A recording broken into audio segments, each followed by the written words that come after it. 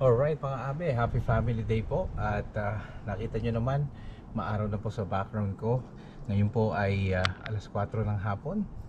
At gusto ko na po kayong batiin ng happy family day, kayong mga nasa Canada at sa mga nanonood ngayon. At lagi ako may content pag family day. At sana po in-spend nyo yung araw na to para makasama nyo po yung mga mga mahal nyo sa buhay. Lalo na po ang inyong pamilya.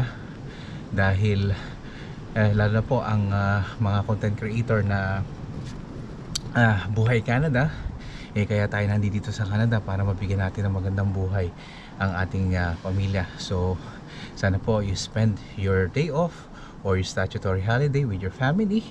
At lagi-lagi po kasi every year meron akong content in regards sa Family Canada Day.